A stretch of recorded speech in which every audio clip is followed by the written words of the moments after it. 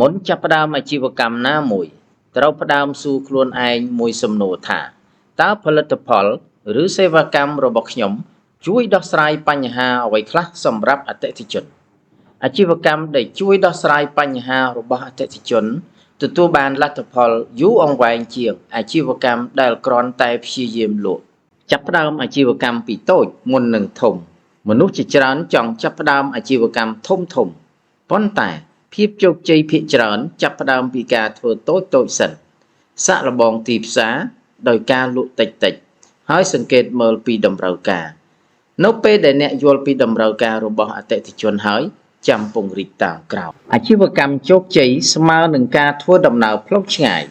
ការធ្វើអាជីវកម្មមិនងាយស្រួលពេកនោះទេវាជាការតស៊ូថ្ងៃនេះបរាជ័យថ្ងៃក្រោយសាកម្ដងទៀតអ្នកនឹងមិនបរាជ័យទេកុំឲ្យតែអ្នកបោះបង់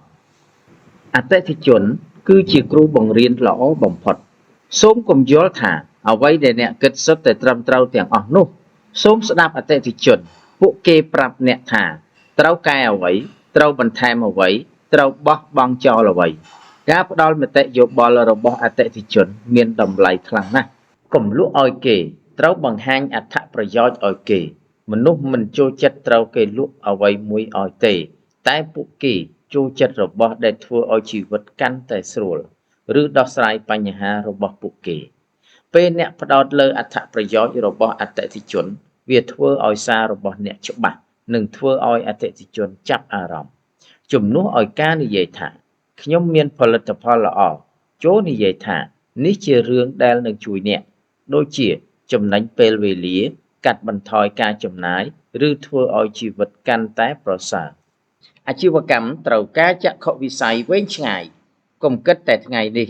គិតអំពី6ខែ1ឆ្នាំ3ឆ្នាំក្រោយអាជីវកម្មខ្លះចំណូលតិចក្នុងខែដំបូងប៉ុន្តែមានចំណូលច្រើននៅឆ្នាំទី3ការរក្សាគោលដៅនិងទទួលបានអត្ថប្រយោជន៍ក្នុងការប្រកួតប្រជែងនេះចង់បញ្ជាក់ប្រាប់បងប្អូនថាបើសិនជាបងប្អូនចេញរកស៊ីសូមបងប្អូនកុំចង់បានចំណេញឬក៏ចង់បានចំណូលច្រើនភ្លាមនៅពេលដែលបងប្អូនទើបតែចាប់ផ្ដើមបានមួយរយៈពេលខ្លីចំណាយតិចចំណេញច្រើនចំណាយគឺជាសត្រូវដ៏ស្ងៀមស្ងាត់បើមិនចង់ឲ្យមានវិបត្តិហិរញ្ញវត្ថុក្នុងគ្រួសារឬក្រុមហ៊ុនទេមុនសម្រាប់ចាត់ទិញអ្វីមួយសូមសួរខ្លួនឯងថា